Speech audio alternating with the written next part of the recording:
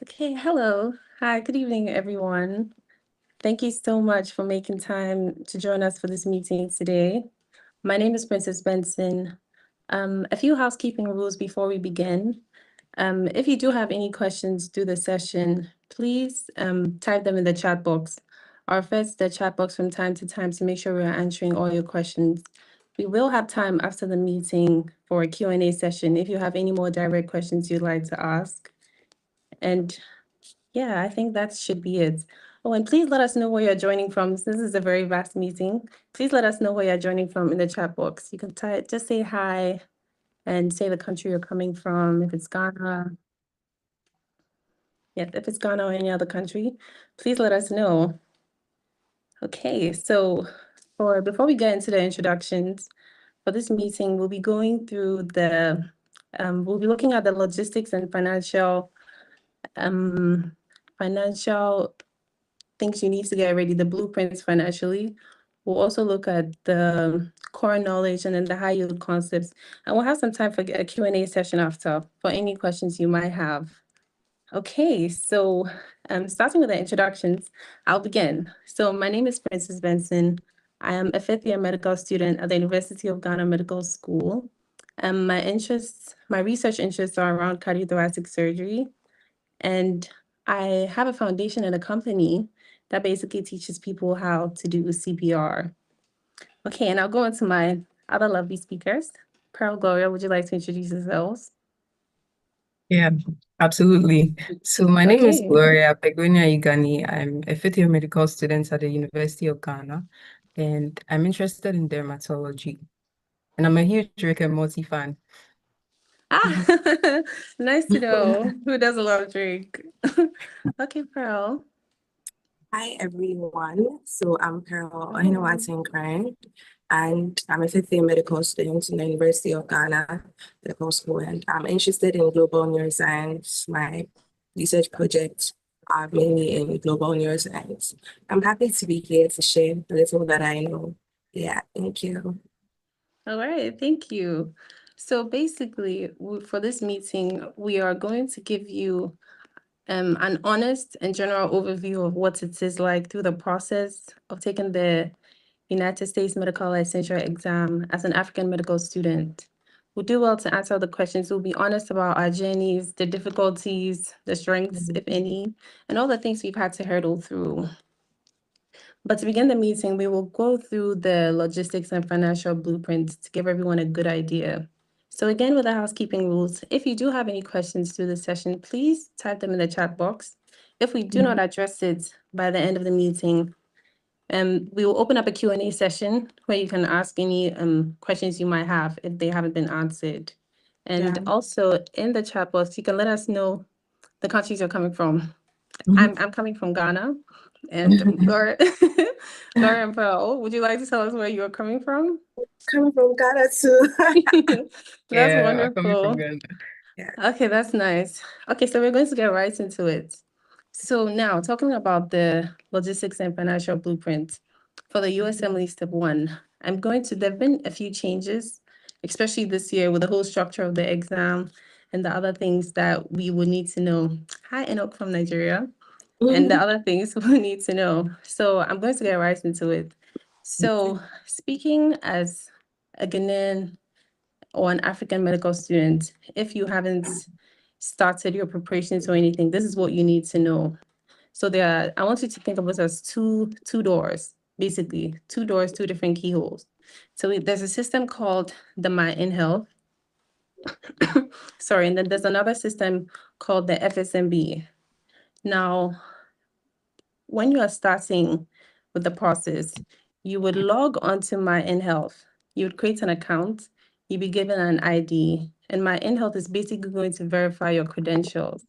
By verifying your credentials, what this means is they're going to make sure that your medical school is listed under the World Directory of Medical Schools.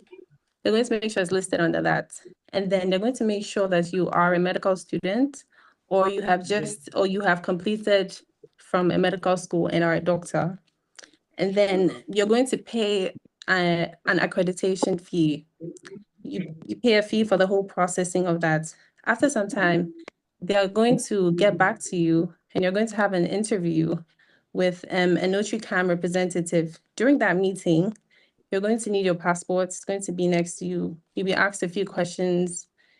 She would take the representative will take some pictures of you, and then they'll carry on with the process.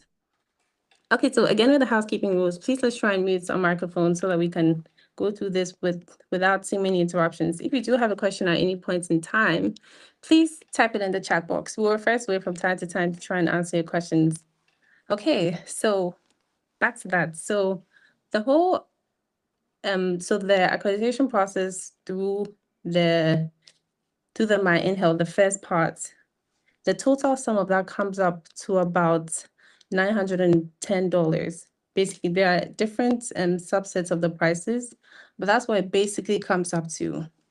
Now, this does not, you need to go through the My InHealth and be checked and accepted or cleared through the ECFMG before you can go on to book the actual exam. So My InHealth is just making sure that you are a medical student and you are fit participants for the exam.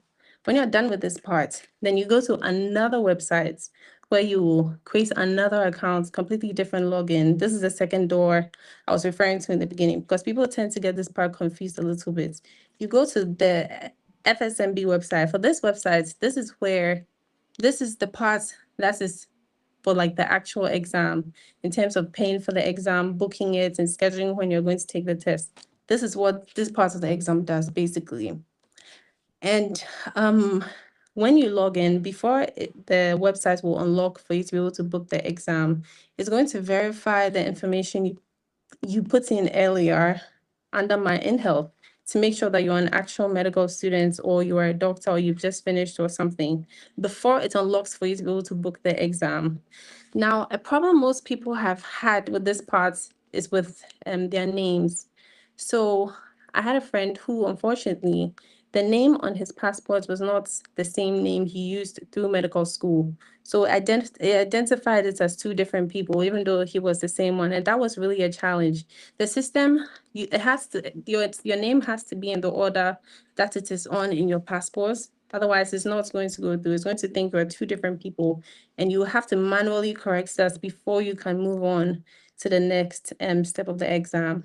So the whole part with the My InHealth and everything, the entire amount for that comes up to about $910.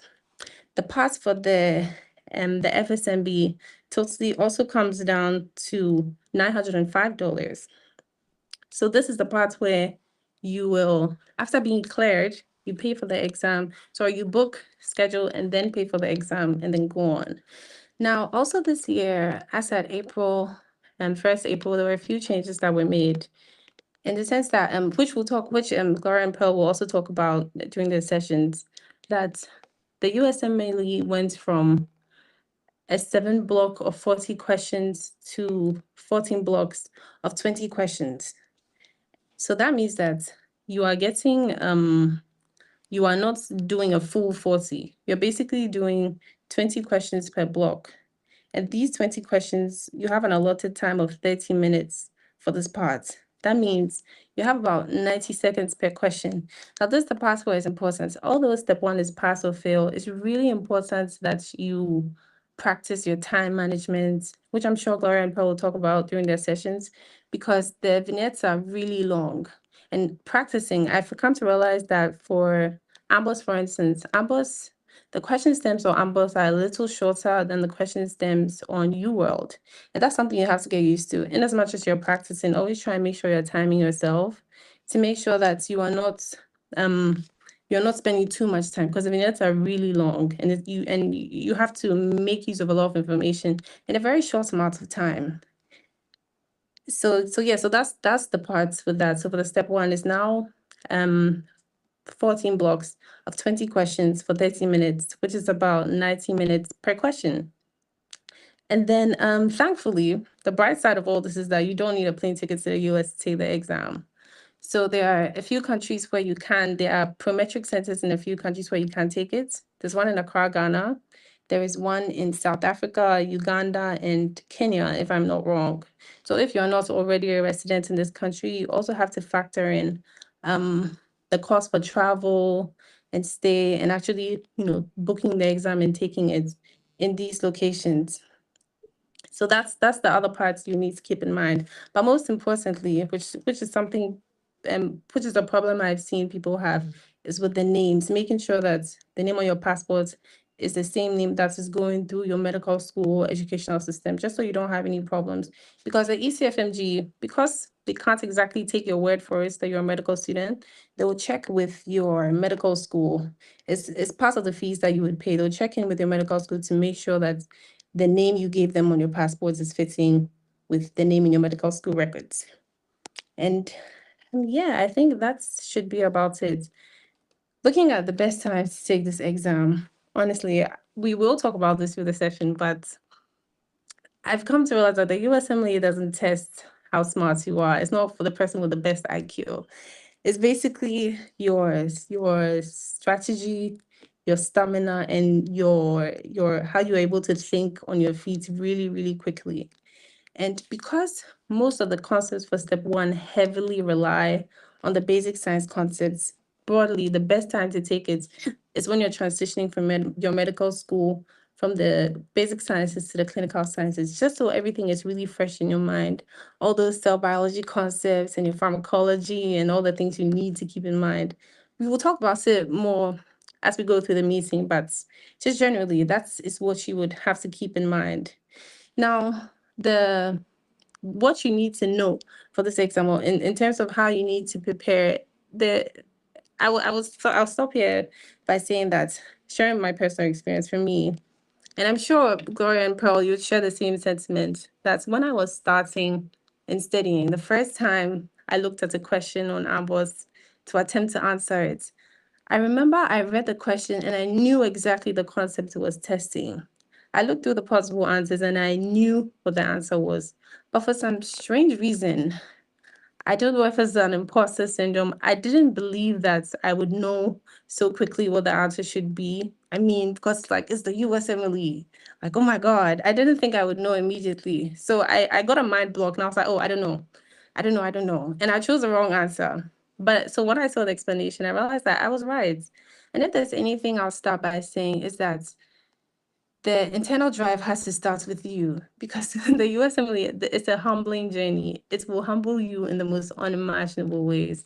And again, keeping in mind that it's not a test of how smart you are or how well you're able to remember stuff. It's very different, very, very different from all those things, will really help you. And the attitude you have to approaching things. Because I also remember that in answering questions, like everything counts, the mood you're in, your sitting posture. I realized that when I'm going through questions, I do better when I'm sitting up, when I'm like, in a more prepared, ready to fight spirits than when I'm laid back, or I'm letting the previous 20 questions I got wrong hang over my chest. So that's very important part. Now, that's a very important thing to also keep in mind while you prepare. Now, Pearl, I'm going to invite you into talk at this point about the core knowledge. What do our colleagues, our other African medical students, what do they need to know in preparing for this journey? Okay. Thank you so much for the opportunity. So I'd start by saying that the USMLE Step 1 content is really not different from what we've been learning in medical school. I think that was I don't know why, for some strange reason, I thought I was coming to learn a whole new, very different thing. Yeah, different concepts. It's the same anatomy, microbiology, pharmacology. Our lecturers actually did their best to teach us. So I'll not even lie and say that, oh, foreign concepts, no, the same old things we know. But I think probably doing it in fifth year, because it's I completed basic sciences 2 years ago. So it's just yeah, it was hard bringing it out of memory. Going back. But then for the basic science and medical students here, this is the best time to give it a shot, because it's really what you're learning, nothing new. It is. Nothing. Yeah. So in terms of content, I'd say that it's not anything oh my gosh, extremely different. No, it's pretty much the same thing with a few slight differences here and there, but it's not anything that you can't handle. And I'll also say that the only difference really is the fact that for step one really has a lot of second order, third order questions. And I'm It like, does. I'm sure you're wondering, like, yeah, what are like Yeah. second order and third order questions? So I think a Ghanaian medical school exam will probably just ask, for example, we just give you a vignette. So it's like they'll just give you a case that, okay, looks like this is infective endocarditis, like new mema, this, that, he's an IV drug user and whatnot. But like the possible answers are just infective endocarditis, cardiomyopathy, it's Yeah, it's just like, pretty what is straightforward. the, Yeah. exactly, like, what's the diagnosis? No, USMLE knows, it's infective endocarditis. So it's like, there's So no that's not what point they're in, asking. like, that's what they're asking. I think sometimes it's just so funny because you're not even like done reading the vignettes, but it's like you have, okay, yes, it's I know infective what this is. endocarditis. Yeah. Yes, only for you to just go through the answer options and they're asking something completely, not completely different. It's Just more related in to depth. exactly, like it's really about you understanding the mechanisms, because I think something you should prioritize in your step one preparation is why. Like, never stop asking yourself why. If you That just take why. things, if you take Exactly. things like face value, oh, okay, I know this is this, that's all you're ending there. Trust me, that's not what they're going to ask you. They're going to test your mechanisms, like on the exam, like the real deal, like, yeah, I know this is insulin. Then like the options, peptide, carbohydrates, this, you need to know that insulin is a peptide. Like, exactly. Yeah. So it's like there are just a Yeah. lot of second order and third order questions that require you to actually understand like the mechanisms and the whys behind stuff. Yeah, so then you have to have that integration thinking cap on. Don't just like segregate your mind into, okay, pathology. Because I know that's how like we are asked questions in medical school. This is only Yeah. pathology. This is only, no, USMLE could be testing your pathology, microbiology, pharmacology, all in one And one question. question. Yeah. Yes, so you just need to like don't compartmentalize your brain. Like, know that, yeah, it's basic science, so anything at all could come. Yes, so then always be like prepared. And to be very honest, this is not even like to scare you, but everything, I think USMLE does a good job by actually bringing similar concepts in their what's it in practice tests. So it's not, you're not going to get anything extra. I mean, there are a few questions that are going to like, oh, I've never seen this before, but a Yeah. majority And of that's the okay. questions are pretty similar to the sample test. Like they will really not try and do anything wicked to you. I know like African medical students, we have like this, I don't know, trust issues. Like, That's it yeah, out there. exactly. Like, oh, are they really going to bring?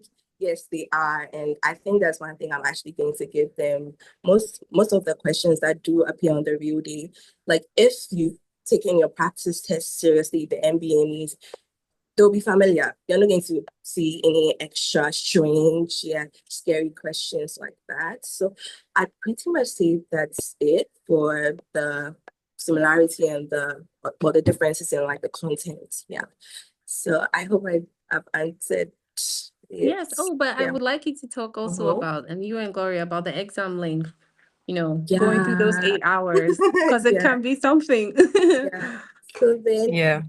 if I'm being honest, I think Reddit really exaggerated the length of the stems. I don't know if it's because I used UWorld, but UWorld question stems are so long, and I did about 80% of the question bank.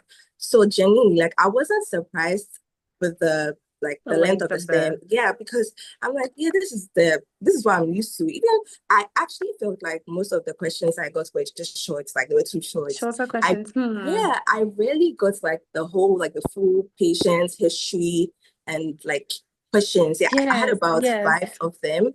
And to be fair, they were relatively like straightforward. Like, yes, it's this. Like, it's not anything too strange for those questions. And I think for answering questions like on the real deal in general, or like even in your practice test, you just start like incorporating these techniques. Always go straight to what the last sentence of the question.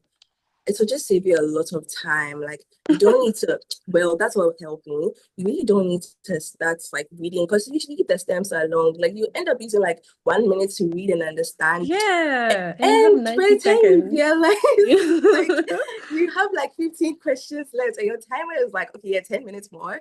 Exactly. So you really have to be smart and strategic because it's really not about, oh, yes, like content wise, you need to know your content, but strategies, guys. Yeah. So I think that's what I'll say about the question. And yeah, Gloria can Yeah. say something. And Yeah, she Okay, has Gloria, a how yeah. could So you find that? personally, Yeah.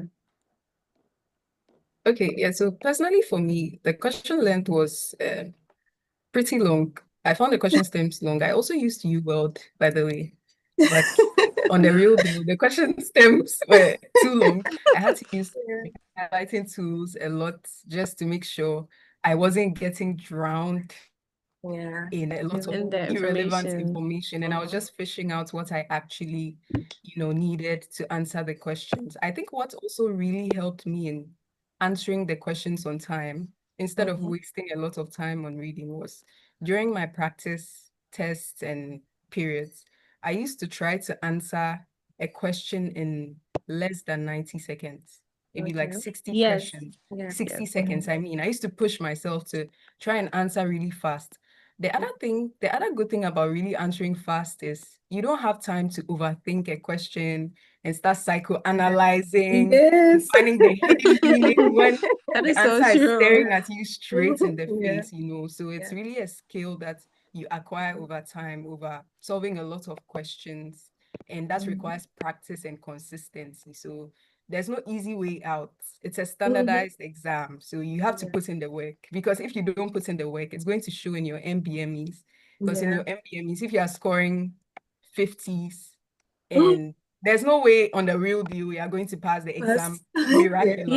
It's Yes. like Yes. garbage in, garbage out. What you put in is worth it. So yeah, that's just my contribution for the question. Yes, Yeah. and I'll add to what both of you have said in the sense that even in answering the questions, especially in the beginning, you absolutely cannot let the fact that you're getting the answers wrong weigh you down. It's much easier Yes. said than done. I've had moments Mhm. where I've stopped to like a block and I'll break down and cry because what is going on?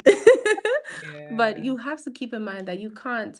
What really helped me was seeing things like as okay, I didn't know this, now I know this and I'm learning. Exactly. And Yeah. interestingly, although the questions are so many, there's so many different concepts, it's actually like showed in the other questions I was answering. I was like, oh, sometimes you don't, and making sure that when you're answering a question, you read the first few lines and you have no idea.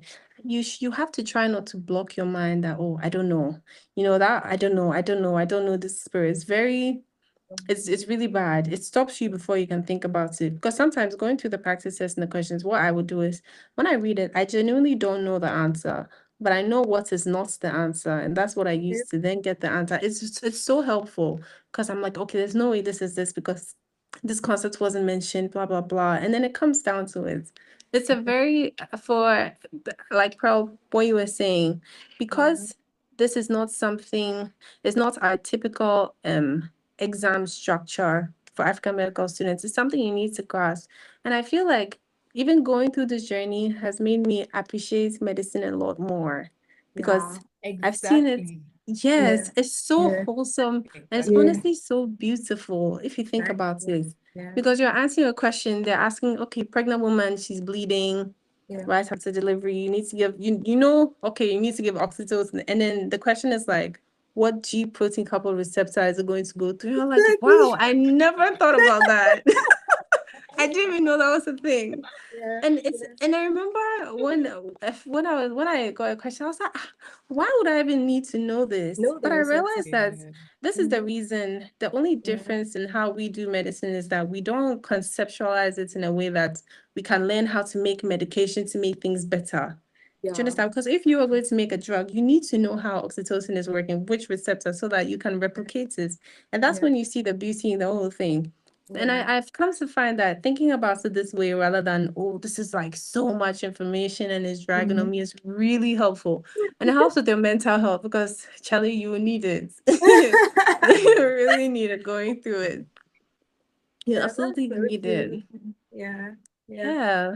And I think one thing I changed about my study approach is mainly moving from passive learning, because USMLE and passive learning don't go together. You actively have to learn, like be involved in what's happening. Otherwise, you just end up wasting your time. So let's like try and move from like passive learning to active learning. And I really like what Gloria shared about like the questioning. I think one thing most people neglect is the fact that you need to build like stamina, and it comes with Yes. like practicing a lot of questions. I remember Ulrich actually used to tell me to practice like under testing conditions, and I think it's something that really helped. So thankfully for my MBME from MBME 25 to MBME 2033, I took all of them under testing conditions. Mind What do you you, mean by testing conditions? exactly. Okay, so then the MBME questions are 200 questions. So pretty much 4 blocks. You can do it in 4 blocks of like 50 questions. I mean, that's how we do it. So then try and take them timed. If you're using UWorld or like the online, if you're taking the MBMEs online thingy, try and take them timed. So 50 questions, use about 75 minutes, 75 minutes, I believe. But just try and take them time, because if you just like take your time, use a whole day for 200 questions, you really not get used to like the testing, the time conditions. Because I think it's a real thing, guys. Like on the real day, you're solving 40 questions in 1 hour. It's not enough. Like really, it's not. So you really just need to get used to it. And one thing I realized that most of the time, every time I got to my third or fourth block, I was just so done. Like I think for the MBME questions here, I was really just done because I'm like, can this already end? And to think on your real day, you're doing 7 blocks. It's really not the usual like Ghana. How I think our longest exam was like what, 3 hours. It's Yeah, a it's whole day 3 hours for affair, like guys. very few questions. That's the thing also. Exactly. It's a Yeah. whole day affair and the break time. So you really just need to get into the testing like conditions and try to do it without any distractions. So I mean, thankfully I didn't have people distracting me anyway. So I just go to the reading room and I just take the test. Yes. So just try and do it in a place where you're not going to get any distractions. The parents will not come and call you to do this, hey, that. No, just try and do it without distractions and get used to solving questions like Yeah. back to back. Or like you can even practice your breaks. Yeah. So then just try and do it Yes, under yes. testing conditions to build like your stamina. Yeah. I think Gloria had like a whole break structure. Yeah, I think she can share it with Yeah. us. Yeah. Oh, yeah. Okay. Yeah, sure. Should I like share now? Yeah, yeah, go Okay. on. So basically, I tried as much as possible, as Pearl said, to simulate the MBMEs under strict exam conditions. So we know during the exam there are 7 blocks of 40 questions each, and a block you're supposed to answer the questions in an hour, right? So Yeah. that makes 7 Yeah. hours, and you're allowed a 1 hour break. So in total, you have 8 hours of Yeah. like a full exam, and Questions. Yeah. you decide how you use your break Yeah. and the 1 hour break. So I tried as much as possible to sort of push through the first 2 blocks without taking a break, you know, because my mind is still really sharp during that time. And then after every single break, I either take a 10-minute break or a 15-minute break. And then for the last 2 blocks, when I'm getting really tired, I save more time. So I take maybe 20-minute breaks or 15-minute breaks. And during those breaks, even if I'm taking them in my room, I usually used to study in my room. Personally, for me, I like just to have absolute focus with no one in my vision. I like laser focus. So I try to take it in my room. If I'm taking my practice test in my room, even if I have nowhere to go, I don't really want to do anything. During my breaks, I get up, I stretch, I drink water. I try not to eat food because food will make me So, feel a bit Slow. sleepy. Yeah. And then I come back. I time myself with my phone. so I know time is going. Sometimes you have to be really strict with yourself. Behave like it's the actual exam. So you just Yeah. time yourself and then you take the quiz. And I think it really helps.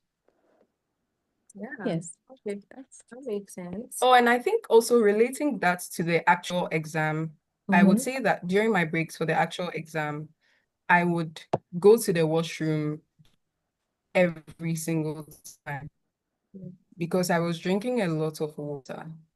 So I had to use the washroom. Glory. Even if I Helps. don't need to use the washroom, I just go to the washrooms.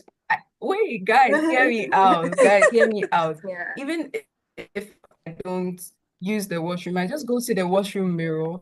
I stand in front of the mirror myself that, Gloria, you are done with the previous block. Forget about it and move on. Mhm. Yeah. Move So God on. help me. And then I take a deep breath, try and just calm myself down because there's a lot of pressure, you know, There is. and then I go back. Yeah. Yeah. Yeah. That's That makes wonderful. sense. And I think I just want to touch on what Gloria said, like her last statement. You really need to have, I don't know, whatever mantra you have, if you're a Christian, Muslim, if whatever makes you feel hopeful, like you need to find something to say because it's really not funny on that day. And also I realized that for like the day I was writing, okay, I don't know if I'm jumping the gun, but let me just say it right now. Oh, don't The worry. day I Go was on. writing, yeah, the the lady at our testing center, she kept telling us that, oh, like it's in the morning, try and take as many blocks as she can. So I realized, like, I took 4 blocks back to back to back. That it worked for me though, because I felt Wow. like, yes, I actually took 4 blocks, no break, like back to back to back.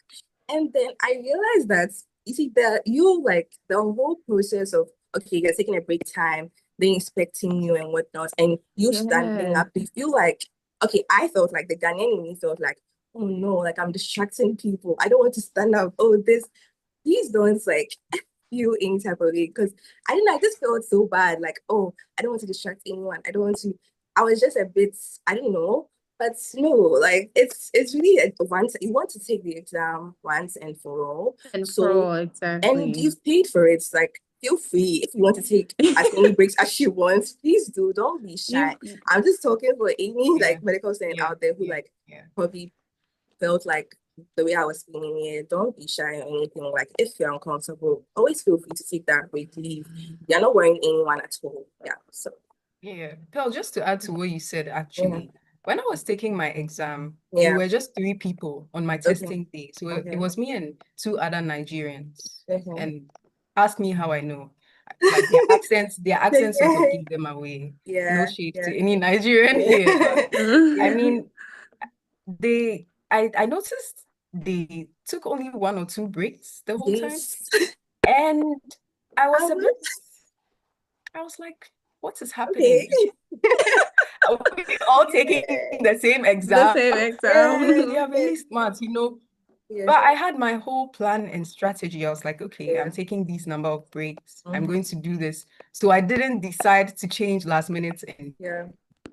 say, oh, I'm going to follow what they are doing. Okay, so Yeah. whatever you've planned, whatever you've been doing the whole time Yeah. you've been practicing, stick Yes. to that on the exam day. So Don't that's make panic and fear. Let you change certain things you've been doing just to, feel like you belong. Okay. yes. Yeah. I'll just add to that and say that you have to, that's why it's really important to try and simulate the actual exams as early as possible so that's something that you get used to because you don't want to end up being surprised on the actual day or even trying out new things. Okay, let me do this instead and see if this can work. It definitely will not work out. And that is of all the days, that is not the day you want to be trying out new things. New food. Or Yes, new like food the night new before. food. Don't try it. Absolutely not. Yeah. Absolutely not. Now, I know how easy it is to feel like you're drowning in so many resources Yeah. because I remember when I was looking into like starting the whole journey, everyone was like, oh, use Ambos. And then they're like, oh, the Ambos questions are so difficult. Use UWorld. Oh, UWorld is expensive. This and this and this and that. For the expensive parts, what I will say is that if you know where you're trying to go, like Pearl, Gloria, you guys are looking Yeah. to go into like dermatology and then neuroscience, neurosurgery. Sorry, you know Yeah. this is going to come as a very painful cost. You know, Mhm. factually speaking, it's not going to be handed on a clean slate in any kind of way. So you want to Yeah. make sure if you're going for it, you're giving your all in the beginning. If you have to Yeah. pay for something, you just have to, because you have to make it work. You don't want to end up doing something subpar and regretting it when you don't get the right results at the end of the exam, because the recovery from writing and not passing is unimaginable. It's not Exactly. something you want to experience at all. That's why you have to do this once and for all. Just like Yeah. Orion Paul said, you guys try and simulate it as much as possible early on. Do it like you're doing the actual thing because you are doing the actual thing. Back to the resource drowning thing. What Yeah. resources worked for you? I figured the only difference I noticed was that using Ambos and using UWorld. I Yeah. felt like the question stems on Ambos were just a little shorter, but it was like 5%.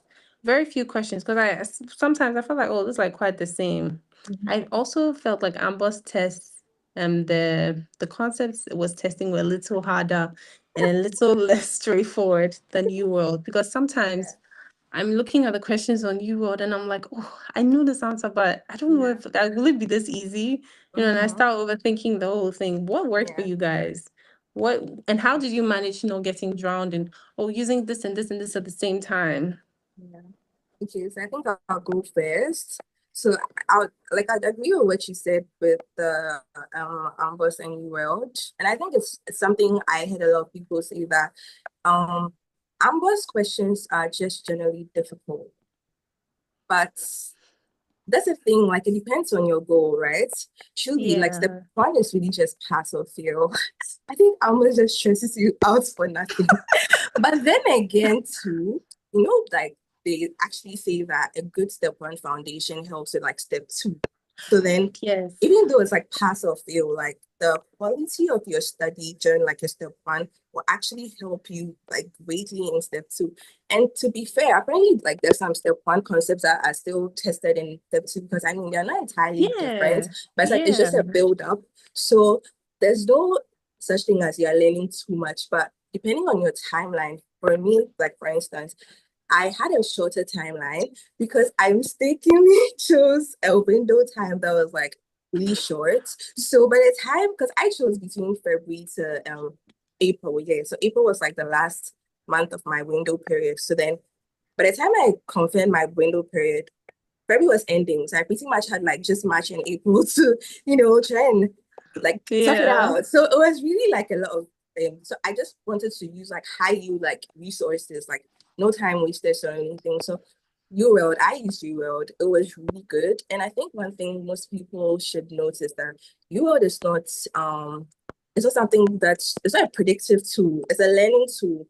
So don't be bothered. Like I get a 40%. I think my average UWorld score was like 44%. Yeah, like the entire 80% like Q bank I did. Like sometimes it can be very disheartening because you feel like, okay, yes, I've really learned cardio today. Oh my gosh, this I'm gonna test blow actually it. I'm like 35 or something over 40, bro. Like it's Yeah. really not like that. Like you all to really humble you. But I'd say that the power of the power really in you world is how you review the questions. Take your time to deeply review. And I think it's something that's already told me that I'll never forget. He told me that always find out why the question, even if you have the answer right, Exactly. find out why. Don't just take it, okay, B is the answer, move on. I think that's how like Ghanaian medical students were used to solving past school. Yeah. Like, It's okay, A is actually the so answer, bad. okay, B is the answer. Don't do you road like that at all. Like take your time. Like why is A wrong? Why is B the right answer? Take your time and go through every single one of them. And I think it's to really, really like benefit you. But then again, for me, I use Ambos too. That's the thing, because I know Yeah. I use it too. I think Gloria is the only one who used like URoad. She never You used will Ambos. purely. Yeah, I Yeah, think so. I yeah. just stuck But to UWorld. I think in March, Ambos had like this free self-assessment week. Mind you, I had taken two MBAs prior to that, and I had about 53 or so. I was like less than 2 months away from my test dates, and I was getting 53, but calma. So I remember after taking like the Amber self-assessment test, I was like borderline passing. So I took my time and reviewed all the questions on Amber's. I used the question like their library. Like Amber's is it's just so Yes, easy it's because it's so like this. extensive. Exactly, Yeah. like there's just this library, like at Hmm. one tap, you're already learning this. So I really took advantage of that. And I remember the MBME I took right after taking that Amber self-assessment test, like my score just jumped by 10 points. So I think it really made a massive difference for me. Yes. Yes, because I personally really like this. But then again, I'll say that trying to focus on like one resource.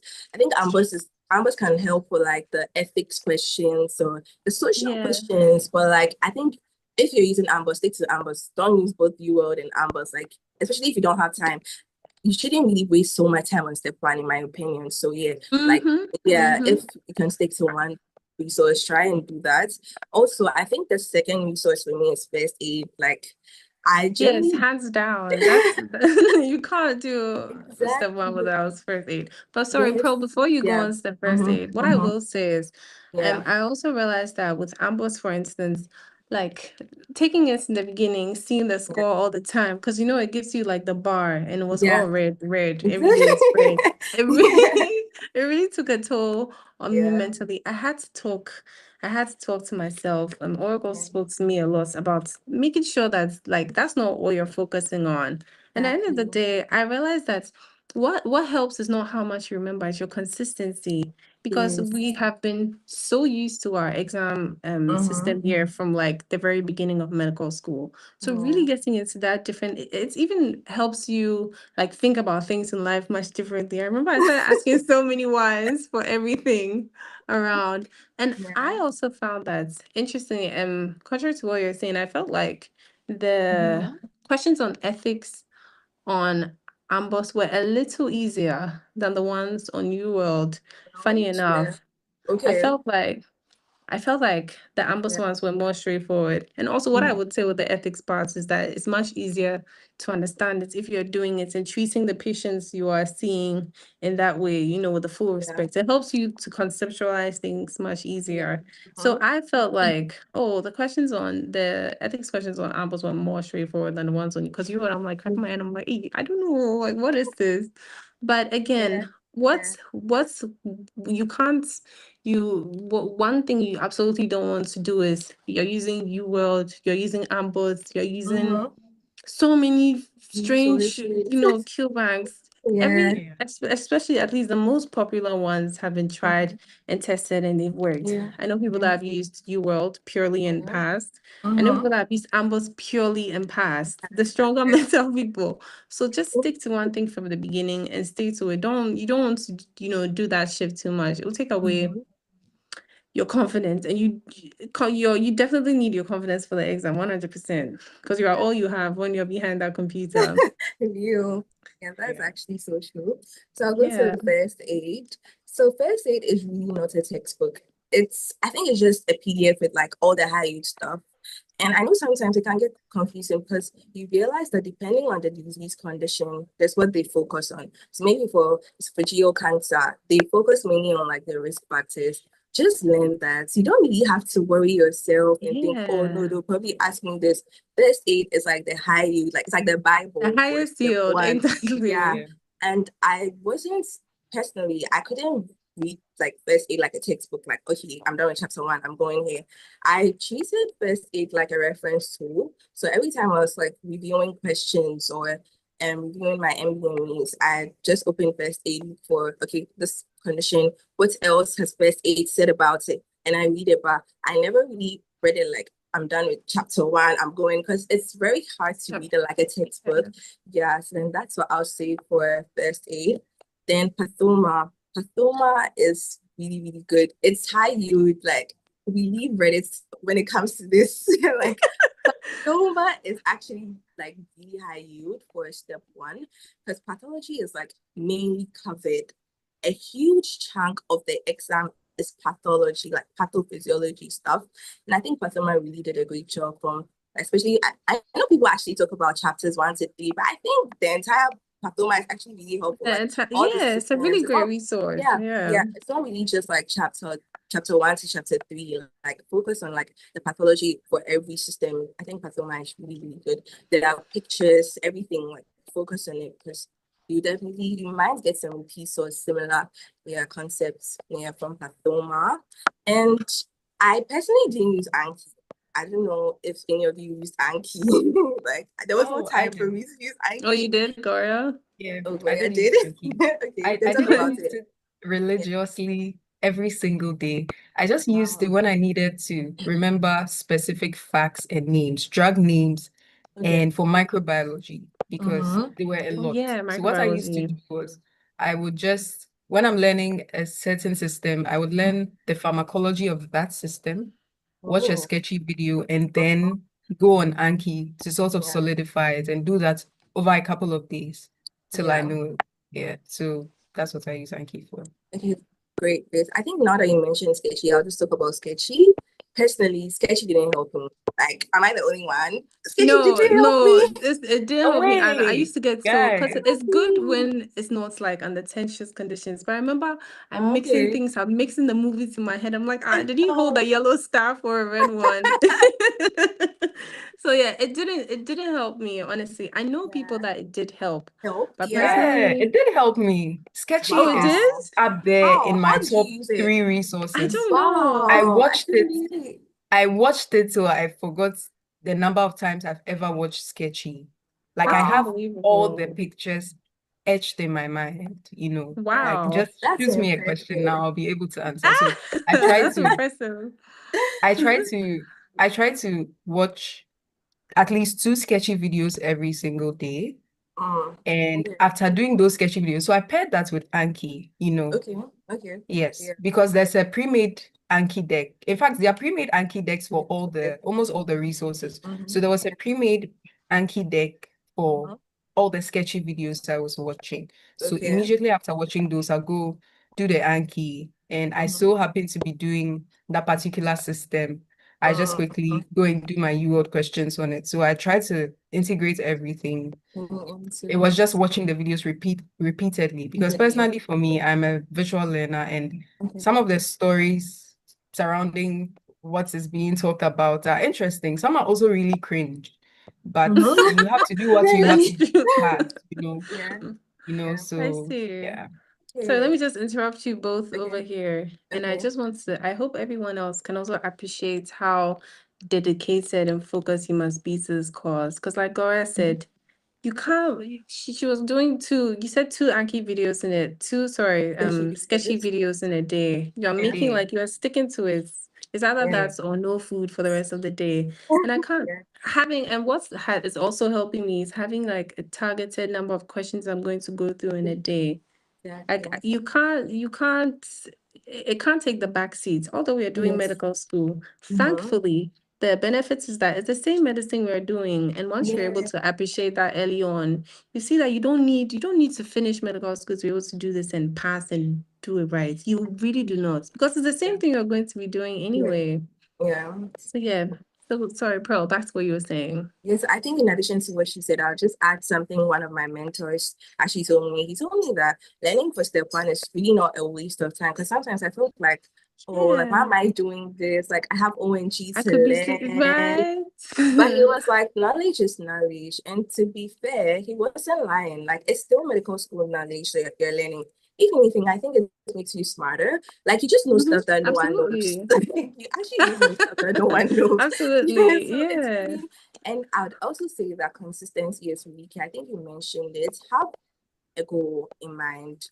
Every I spoke day. to Samira about like this whole step 1 thing, and it's something she told me. She said she did about 80 questions every day and she stuck to it. And I think for me to starting like this, so because I started like the first day of 5th day.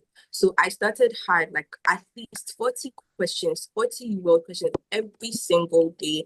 I wasn't like compromising, no matter how tired I am. I need to do like the 40 questions and You sleep need to, with yes. that's feeling like, okay, yes, I've I've accomplished done my it. mission Yeah. for today. Yes, that kind of thing. So I'd say I know I get a lot of questions about consistency or how should you just do it. Like there's no cheat Yeah. code. Really, just like do it and show up and just have like be consistent. That's really because I think little by little it will all just add up. So Yes, yeah, yes. back to the resources. Genuinely speaking, I think about a month to my test date, I was just using MBAs. I think you just get to the point where you know that okay, you're done with Q banks. You need to focus on like what is really going to be tested. And trust me when I say this, the real deal is not going to be so far from your MBAs. It's not, don't believe Reddit. Like Reddit has a lot of fear mongering there. It's really not true. Like your MBME concepts will be tested. You're probably not going to get the exact same questions. I actually had like a few repeats, but like about Oh, two or crazy. three. Yeah, I didn't even remember. Like I'm so bad at remembering exam questions. Like once I finished and I just click, I'm done. Like that's it. I can't even remember like questions that came and whatnot. But I know I had like a few repeats. Yes. So then I'd say that so when you get to like about a month to your test date, focus on your MBA. Like it's something that really helped me. Please don't start your prep and start with the earliest MBME. I don't know. I think it's just a Ghanaian medical student thing. Like, okay, always start with the new Pascal and then like you do from new to old. No, And then you go back like that. no, you don't do new to old for USMLE. Like always do old to new because the newer MBMEs are more likely to, like the concepts there are more likely to be tested. So then don't start with MBME 33 at the beginning of your prep because really, I think one Yeah. thing most people don't know is MBMEs are actually quite predictive. I would say that you need about more than 65% to be sure that like you're going to pass. Because I got about like, it was my final MBM that I had 70 plus on. All my MBMs were like 63 to 65, 67, 69. I was really in the 60s. And I think probably because I had like a shorter period to learn. But I don't think you need, because like Reddit has like this concept, oh, get about like, oh, you should get at least 3 MBMs, you should score like more than 70 just to be sure. I mean, if you want that assurance, because I think they're all different. After Yeah. my last MBME, I was sure that, okay, I'm ready. So no one knows how ready you are except Yes. you. Like, you know That's your readiness. the most. That's what I wanted us Yes, to talk about next, yes, actually. The yes, yes. illusion of being ready. Like, when am I really ready? And how the effect of waiting, Yeah. because some things are a lot more volatile, like the Yes. microbiology, Biochemistry and whatnot. It's like biochemistry, the enzymes. enzymes. It's very Yeah. volatile. So it's like, when are we ready? When are we actually ready for this exam? I genuinely think your MBME scores don't lie. I see a lot of people because I was really on Reddit. Sorry, I'm making a lot of references. Like Oh, that's Reddit was fine. social Reddit is media gold, yeah. platform. Yeah. Like during the entire time, I was literally nowhere to be found except on Reddit. So then I know that on Reddit, like you find people who scored like 70 plus on MBAs and they come back from their real day and they're like, oh my gosh, I feel like I'm going to fail. No, I think your MBME scores really do not lie. I think the cutoff for passing is 65. I've met people who actually think the cutoff for passing is 60 because I've met people who actually had like between 60 to 65. They never scored more than 65 and they still passed. So I think really the thing is, don't neglect the mental aspect of this exam. Don't like go in, be confident in whatever you're confident in. If you're a Christian, be confident that yeah, God is going to help you. If maybe you believe like, okay, yeah, I believe in myself. Like always have this belief system, something that keeps you going. Because if you go there and you are this like your confidence is shaky, I think you can like really, really because after one block, you probably start feeling like, oh my gosh, I'm going to fail, forgetting that to be fair, 200 out of 280 questions are going to be scored. Apparently there are 80 experimental questions that really do not count your final like score or anything. So you need to sometimes just tell yourself that it's an experimental question and move on. Like really just do that. For your mental health. Yeah. Yeah, exactly. So then I'd say your MBMEs are your best predictors. How about you guys? Yeah, I mean, share similar sentiments actually. And I think just shedding a bit more light on the confidence aspect. You can only have confidence on test day if you put in the work, As I said earlier, there are no shortcuts. People can score between 60 and 65% and still pass on the real deal because they thoroughly went through Reviewed their The the MBME. material, yeah. The reviews are gold. The yeah. MBME reviews are very, very slow, but Yeah. you also need to really go in depth in Yeah. order to make sure that you understand every concept, every single thing you got wrong, and why it was wrong. So your Yes. confidence comes from all the work you've put in. You need to remind yourself, I've put in all the work. I'm Yeah. coming to collect the fruits. The I have fruits been Yes. sowing, you know, and there's Yeah. nothing going to stop me from getting that pass because on my MBMEs, I already had the pass. So MBME, the full meaning of MBME is National Board of Medical Education. So they are an organization that usually sets these US medical exams, like the USMLE. So they have practice tests that they send out and are available for the public to take, just to see if you're actually ready to sit the exam. So you acquaint yourself with how the Yes. exam looks like, basically. So basically, as I was saying, you need to work on the confidence aspect, and you need to work on it by being adequately prepared. And I'm saying this because on Thursday, anything can happen. Personally, for me, on Thursday, I faced a few hurdles. First off, because a lot of people don't take the USMLE in Ghana as much as in the US, there's just a single test center, and people taking SAT, the GREs, TOEFL, all those other exams, they all take their exams with you over there. And some people have to type to input their answers for their exam. It depends on the format. So imagine my shock when I'm taking my exam and then there's someone sitting by me.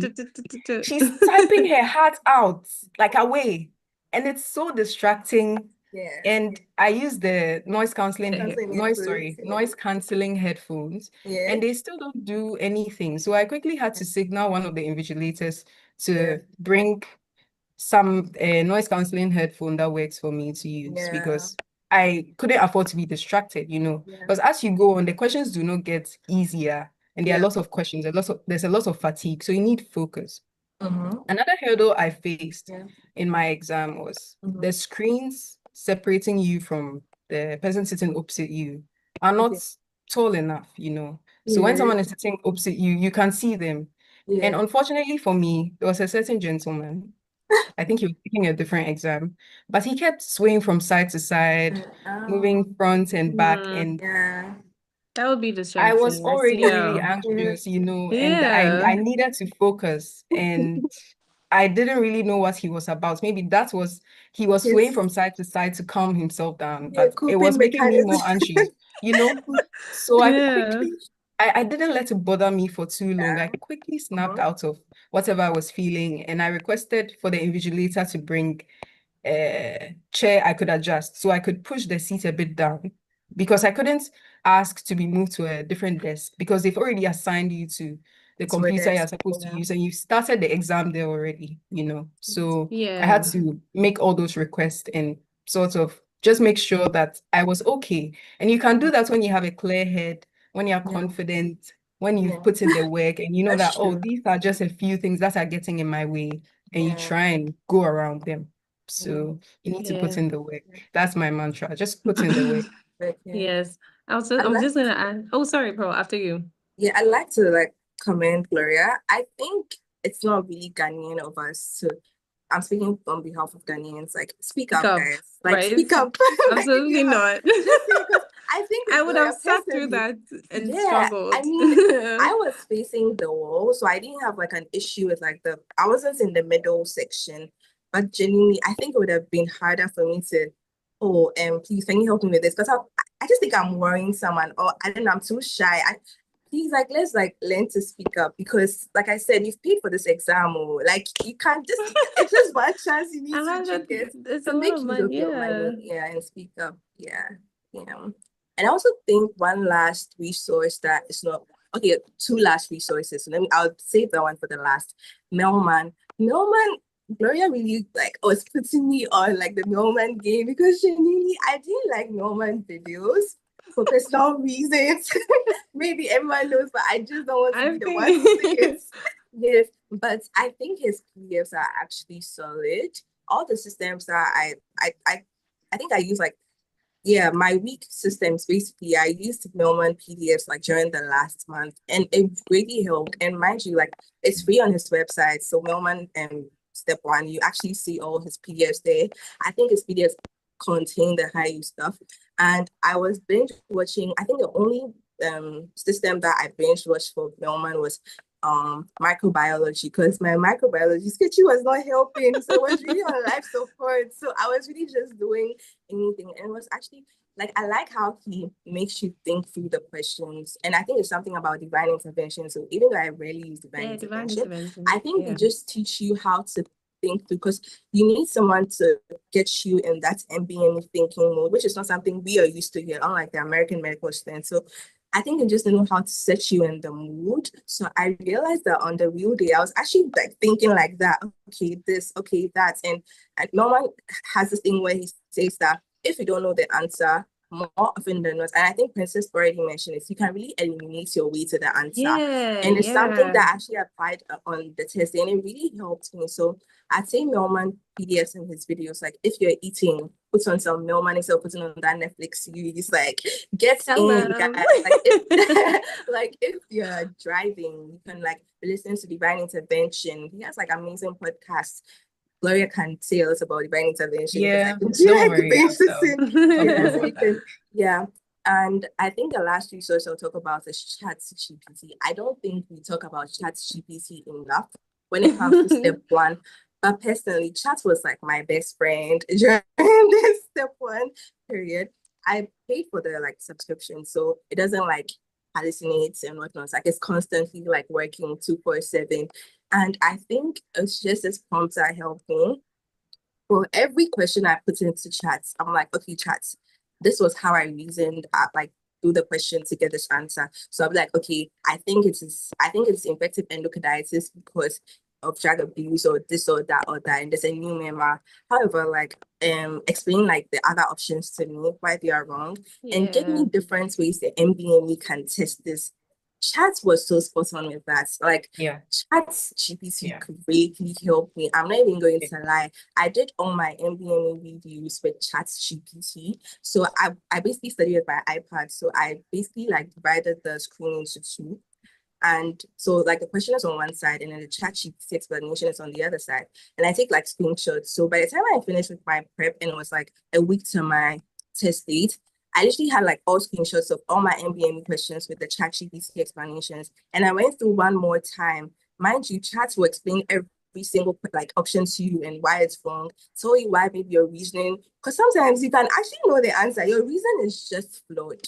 Really, like how you just arrive to the answer is also like equally important. It's not just about getting the answer. How you, and I think it's something Ulrich really emphasized when he was like taking us through and whatnot. So please, like ChatGPT can actually, if you can afford it, I think I didn't even use like the plus. There's this option Go.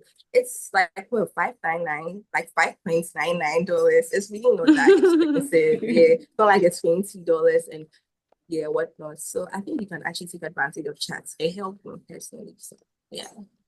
Yeah, for most of that. So instead of using chat, I mostly use Gemini, and Gemini also really did help. So most of the Yeah. time, I copy the question. I'm like, okay, why was I wrong in thinking like Yeah. this? And it explains it. And if I'm trying to justify my answer, I'm like, okay, how would it have been if this were the answer? And then it really points out the other stuff you need to know. Exactly. Honestly, you can't. I know a few people who went through the questions without ever going through the options. So most of the time, I would not go on from a question until I understand why each option was wrong and why my answer was right. And this is so important because sometimes I realize that I got a question right for the wrong reason, and I'm like, I just got lucky. And Yes. reading through the whole thing, making sure that, okay, this is why, and I'm right for the right reasons. It's also really important because, like we said, it's concepts. People will test them in it's like, it's the same if we are talking about diabetes. There are only so many ways you can think about it. And I saw that someone was asking about the questions, like how to go through the systems. What I would say is that we are taught in medical school, like, you're doing gastroenterology, then you're doing this, and you're doing that. the USMLE will teach you that it's not going to ask you questions like, okay, let's do gastroenterology. Yeah, You can be doing gastroenterology and end up in ethics or something really, really different. It really helps bring everything together, like as a whole, because the human being is one. They don't really come to you like in yeah, different. Your stomach doesn't walk into the office. exactly. Tell It's you a they have a holistic, problem. yeah.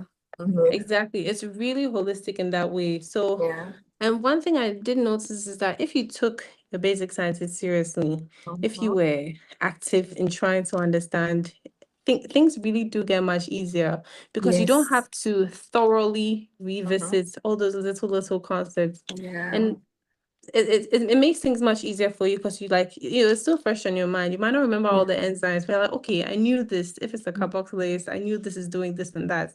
So you go through things really fast and save yourself up on time. Because although you can pick a date for when to take the exam, like we said, because things are so volatile and there's so much information, you don't want to overextend how much time you're committing to this. Because I'll tell you for free that it's very exhausting to sit and keep on like pushing the days all the time. It takes a mental toll on you because once you commit, it hangs over you like your Your sins head. Yeah. that you carry that you carry every single day. You absolutely don't want to push it too much because then you never really being ready again. It's like an illusion. That's something you don't want to do. That's really good. I really like how you guys extensively explained that part. And I'd Going like back. to say Okay, I'll just okay, okay. Oh, Okay, go I just first, wanted sorry. to I just wanted to add I just wanted to add a bit more on the resources to just Yes, yeah. give a little Yeah. from my my experience. So specifically for the U World, in order to make sure I was consistent with completing every system I was doing. Okay, let me backtrack a bit.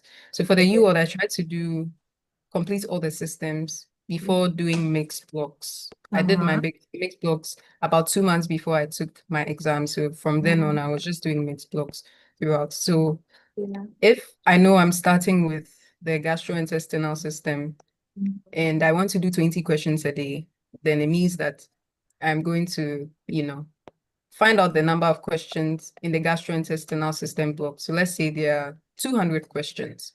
So that means it will take, if I'm doing 20 questions a day, then it's going to take me about, if my math is right, 10 days, right? Yeah, So it's going to take me 10 days. 10 It's going to days. take me 10 days to finish the gastrointestinal block. So I sit down and I calculate that for each of the systems I'm going to do. And that helps me calculate the number of months, the number of days, and the number of months it takes for To me spend to on go that, yeah. through all the systems.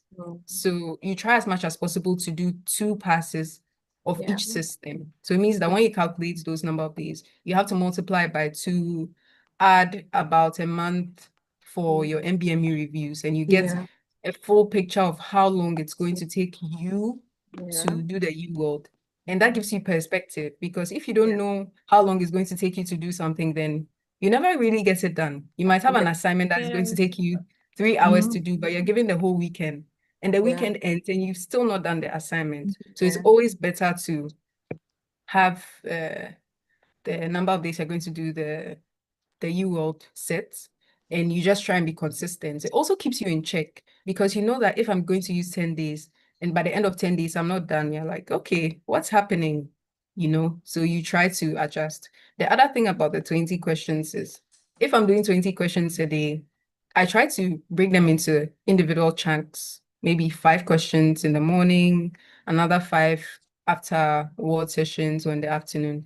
And that really helps put things in perspective. The other thing I wanted to mention was about the first aid as a reference to, I share similar sentiments with Pearl. I couldn't really read it back to back.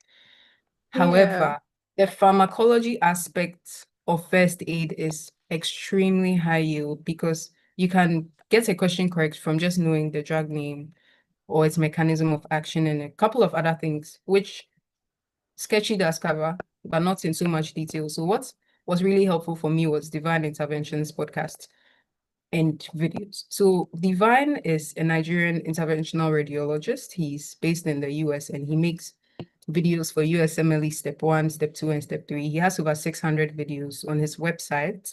But on Spotify and Apple Music, it's about 200 and they're all jumbled up. So I try to use the website.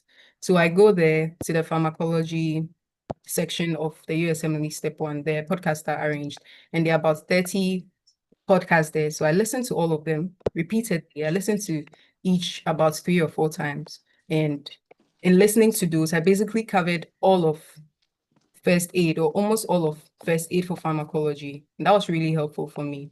So if you find that there is a specific resource that everyone is recommending but doesn't really work for you, you can try and do what works for you. You can also go on Reddit.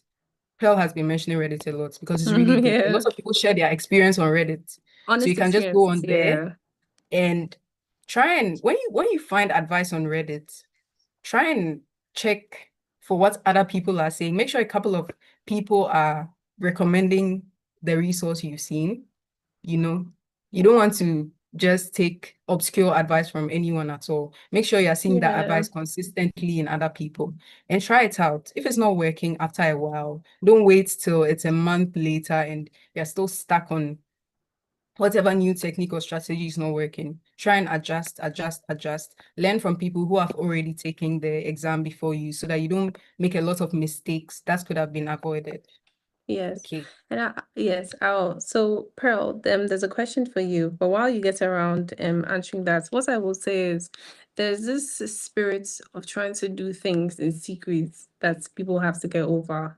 As in, I don't know I honestly don't really understand it because most of the help I've gotten is from speaking up, talking about like, because sometimes, listen, you need this, like I said, this USMLE journey is very humbling. You need to talk to somebody, but people can only help you and open up to help you when they know what you're doing. Because if you are sitting in a closed box, you feel like you can figure this out by yourself. I mean, sure, and I really hope it works out for you. But trust me, the majority of people, you need someone to talk to. You need someone to urge you to keep on going. Like I said, the first few questions I answered on Ambos were very humiliating in a sense because of how I was looking at it. I was like, what have I been doing in medical school this whole time?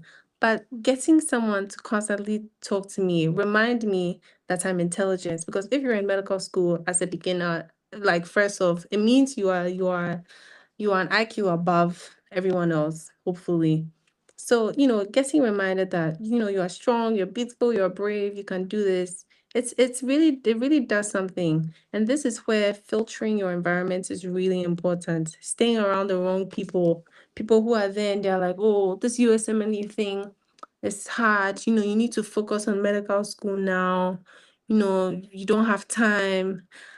What's I've come to realize is that if you take a United States medical student, they have two lungs, one heart, and one brain, just like the rest of us or most of us.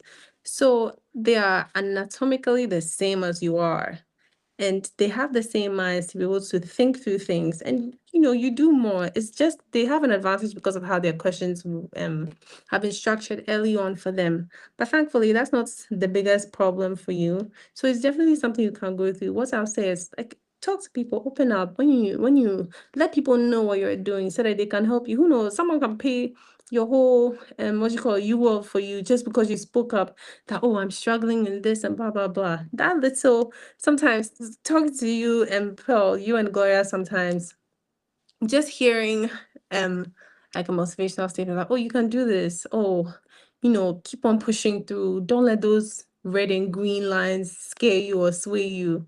Keep on going. It's all the encouragement you honestly need sometimes. You talk to yourself, but can't do that enough. Pearl, would you be able to address this question now about during the rotations and taking the exam?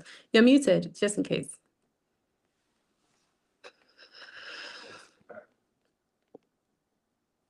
Um,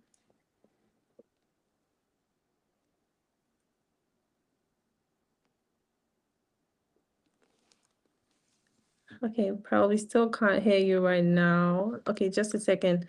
While you get around answering the question, to answer the most recent question over here. So the total expense, aside the cost for like UWorld or Ambos, if you're paying for it, the total amount of money you need to be able to take a step one today, it comes up to $1,815. I mentioned this earlier in the beginning. I give the breakdown of the two different parts where you need to pay these amounts. It's not a lump sum as a whole. It's broken up based on what you're paying initially on My In Health and what you're paying for the FSMB website. Okay, Pearl, you can Yes. go ahead now. Yeah, initially I couldn't unmute, so I think now I That's can all be heard, right. right? Yeah, Yeah, we so can hear you. then how to do it with the clinical rotations? That's a very good question. So I think I'll just give a quick overview of my journey. So like I said, I started in fifth year, like Thursday of fifth year, I started. And I started with specials. So I'm talking like relative to the Ghanaian fifth year system, because I know there are other people from like different countries, but it's like the Yeah. Ghanaian system. So I started with specials. Specials was for like 8 weeks. And specials is like chill. I'm not saying you don't have to take specials seriously. You take specials seriously. But it was like the chill calm part. So I used that period to learn my pathology for all the systems. So I was doing like one system every 3 days. And I initially started watching Boards and Beyond, but I realized that the videos were so long and I couldn't stand this, like sitting through long videos. So then I remember speaking to Oric. Oric was like, you know what, just use your question bank. So I completely stopped watching videos, unless maybe there are concepts that I do not understand at all. I just quickly like search on YouTube, okay, infective I don't know, I'm really using a lot of infective endocarditis. That's what even comes into my mind. Yes, infective endocarditis step one, short video. I just watched that video and I just move on. So I think I like what Gloria said. So just divide the question banks, like the questions you have in the question bank, like with the across the days, basically. So I realized that when I finished specials after 8 weeks, I pretty much finished all the systems like pathology, anatomy, and physiology. For some strange reason, I think subconsciously, I just told myself that I'll do microbiology, biochemistry, and ethics last. So I just kept that for like the last 2 months because I just felt like microbiology and biochemistry, like those details are so minute, and I didn't want to learn them because I know I'll learn it again either way. So like, why not just keep it for the last part? So I think that's what I did. So specials time, and I mean, like if my classmates, like they're always like, oh, like why are you always learning? Like it's literally just specials we're doing. But I mean, if you're my friend, I'm going to tell you. If you're not my friend, like I don't think I'm entitled to tell you. So I'll just say, oh, I'm just learning. Yeah. So then I think I always get this question, like this is even like beyond step one. Oh, how did you get time to even do research? Like I think as medical students, we actually do have time. There's this illusion that I don't have time. Oh my gosh, I'm the busiest person in the world. You're not. Like you're really not. You like, have the most time in medical school, if anything. Honestly. Like you have so much time, like from your walk, if you walk, like some of us, like if you walk from like the blocks to class. I remember during our bus rides to APH, Accra Psychiatry Hospital, like I took advantage of every little time.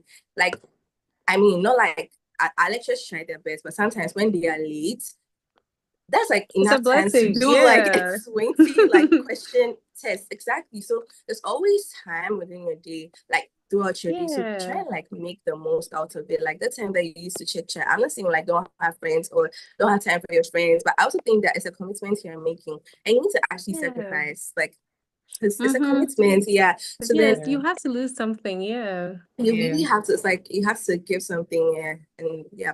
So then when I finished specials, I moved to ONG. My ONG team was essentially the most stressful team. I love that team, by the way. Don't get me wrong. It was like a very, very good team because I think eventually it did help me because I learned most of the things that I had to learn on the word. I didn't have to, because when I'm coming back, I'm not coming to learn ONG. I'm actually come to look in for step one. Questions. Exactly. Yeah. So I made the most out of every word time, like all the tutorials. I know that I'm taking it here like once and for all because there's no time to go back.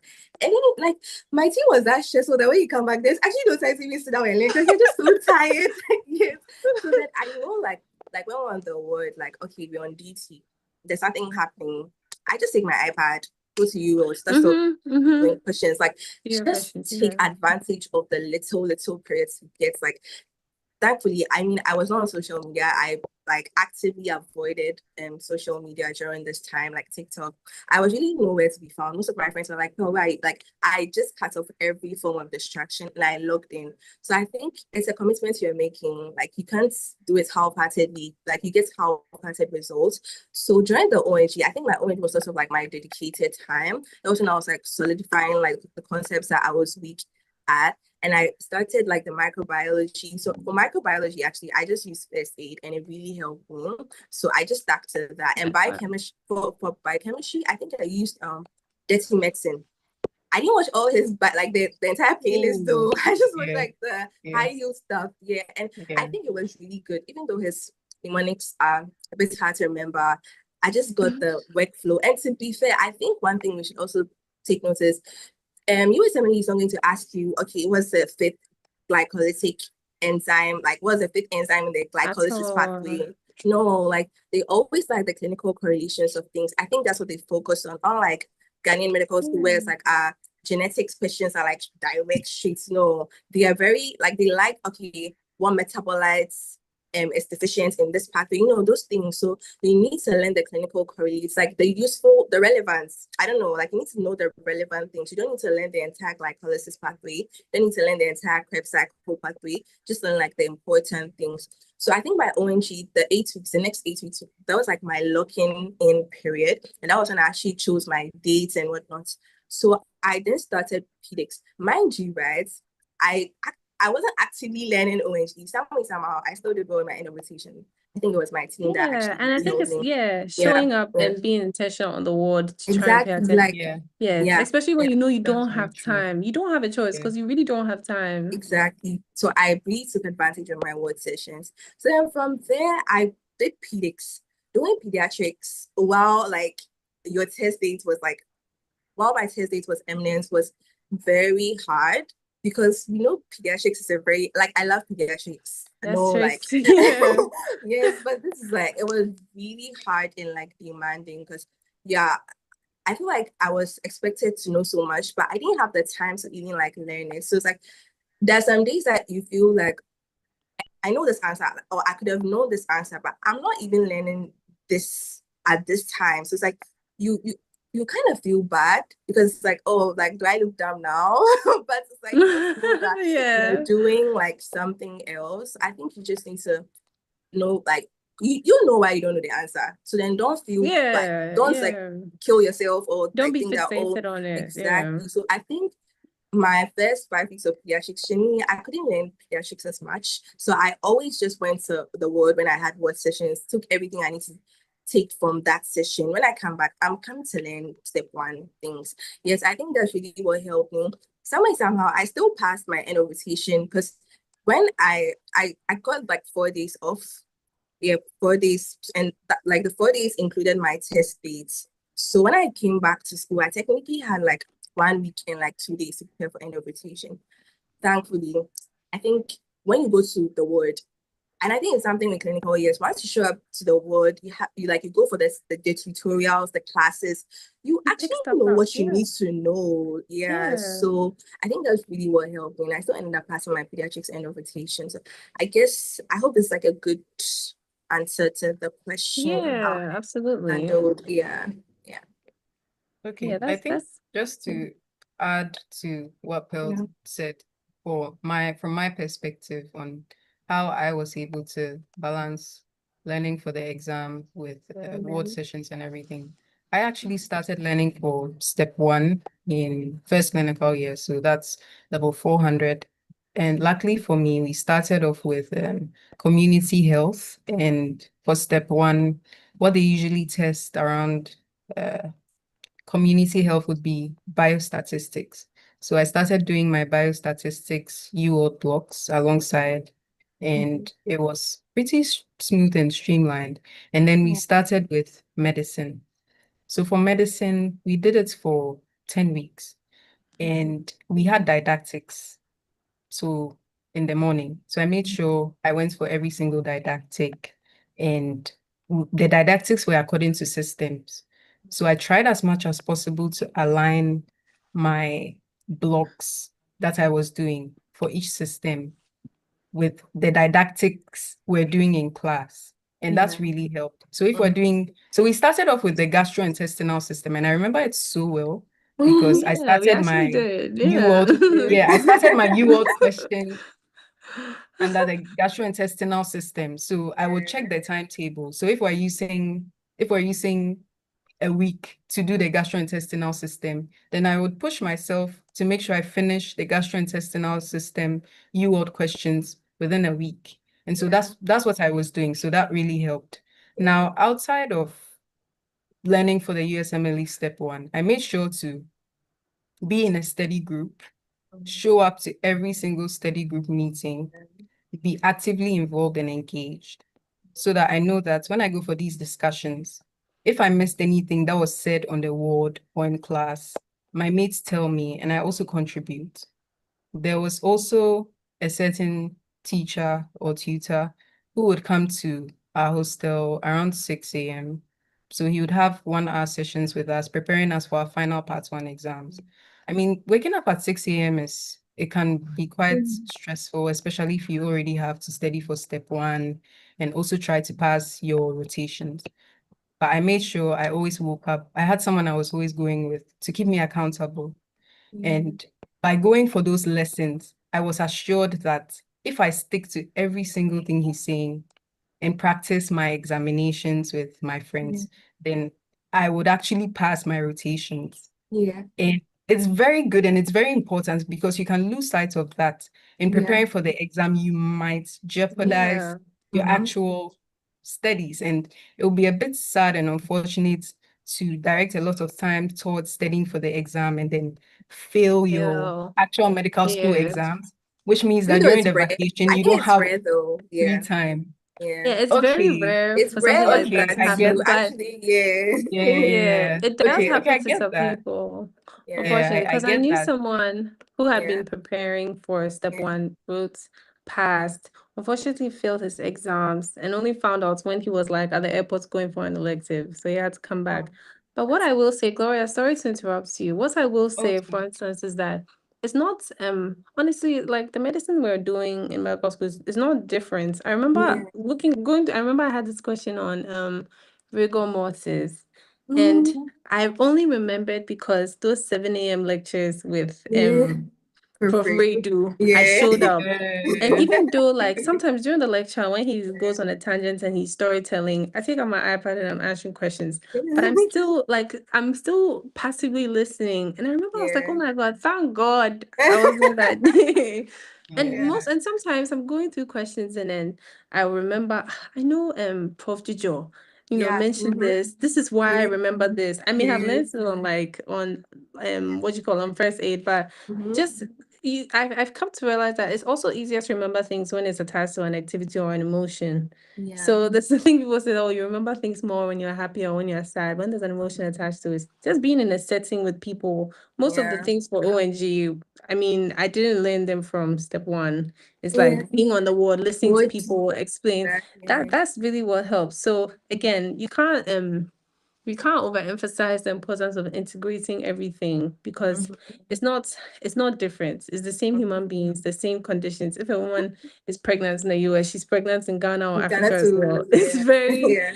you can't it's not two separate worlds. Integrating Yeah. is early will help you Yeah. appreciate and Yeah. also help you take your medical education here very seriously. Seriously. Because yes, I've Yeah. realized that like on the board and stuff, I may have a question and I'm asking the question and some people, it feels like it was far-fetched, but I know Yeah. the question I just feel the other day. I need to Yeah. understand this. And Yeah. sometimes, if I'm having a hard time understanding a concept, even though I put it in Gemini or something, I when we go to school, for instance, especially psychology, there were a lot of things because the timelines between the different conditions are so similar. I would ask Yeah. like the doctor there. That's where I'll do my study. Like, okay, so if this a patient is presenting this way and this way, how will I know? And that's Yeah. what really helped me through most of them. So yeah, it's really important. I'm really glad you both have highlighted the importance of that part. Absolutely Yeah. amazing. Sorry, Gloria. Yeah. Yes. So okay, yeah, Pearl, I think you were going to talk earlier about the tutor mode and the time mode, or I think you mentioned it briefly. Yeah. So then I started, so during like the time when I started initially with like U World during the time I was doing specials, I actually started with like the tutor mode. So yes, like that helps you like take your time, go through the questions and get the explanations. But and when it was like 2 months to the test date, I started like doing it in time mode to get used to, okay, I'm under pressure or I have this time limit, so I need to work within the time. And actually, thankfully for me, I didn't have like time issues. And I think it's Oh, that's crazy because wonderful. during like when I was preparing for MBMEs, like I always use like way less time than I'm supposed to. I don't know To answer the because questions. yeah, maybe I actually didn't know. So then like if I don't know, I'll not waste time thinking about it. But I realized for the real day, I will not say I think I used more time than I expected. I was not behind time for any of the blocks, but it was still I felt like no, this is not my usual pace. But then again, I think it's yes, I think this also brings me to one point I wanted to make. One reason why we are also emphasizing why you should know your why is on the real day, like they're going to be hearing so many voices. You need to have a mechanism or a system that reassures you that this is the right answer. Like you need to find a way to prove to yourself that this is the right answer. You can't be doing guesswork because trust me, you were like, okay, well, the MBMEs or like whoever sets the questions, they are so smart and like you always eliminate two options. There are always these two options that are so similar. So you have to be so grounded on why everything you know is like right or wrong. So you need to find a way to always prove to yourself that, okay, yeah, this is the right answer. That's why like we are stressing on the fact that you need to know your why for everything. Don't Yeah. just know what's, know your why, know your how. And I think there's also another point you raised that I like so much for most of the questions, or for questions that I saw on the real day that were not particularly in U World, there are things that I learned in medical school. For example, there was this question, it just came to mind, and how why you should always like examine the external genitalia in like a gastrointestinal exam. For something like this, I never saw it in any UL question. Really, I just used my medical school clinical like knowledge. So I think some of the questions too, there are things you're not necessarily going to see in Ambos or UL, but once you're a Mm-hmm. medical student, you should know. Like unless you're It will medical come up school at is some not teaching you. Yes, exactly. So I think Yeah. one thing we also forget, like it's beyond, oh, I want to practice in the US. It's also, is your medical school teaching you what you need to know as a medical student? I think that they Yes. also test that because Yes. Yes, very yeah. much. So I think that's really all I have to say about that. Oh, thank you for answering that so beautifully and holistically. I'm really, really glad about that. I really do hope this is encouraging because I know how we know how difficult it can be in the beginning, from the self-doubts to seeing Mm-hmm. those red and green Yeah. to reading on Reddit and going crazy based on what people are saying. And I Yes. really hope that this is attempting to prove, Yeah. because this is the evidence that, it is possible. It It's is. it's very doable. I always tell myself every time I'm feeling low, I'm like, okay, two hearts, two lungs, one heart, one brain. And I have that too. Honestly, it sounds funny, but I actually really do that. And I mentioned this earlier, but I'll just hit on it again because of the kind of difference it's made for me.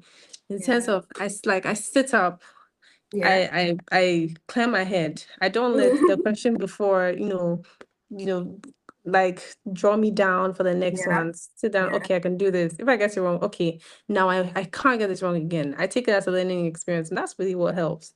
That is really what helps. So yeah, thank you guys so much. I'm really enjoying this discussion. I love the fact that we've extensively spoken about basically everything that the average African medical student will need to know in preparing for this exam.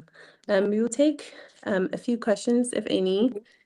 Okay. Most of the ones in the chat have already been answered, but we'll take three very direct questions. If anyone has any further questions that haven't been answered already.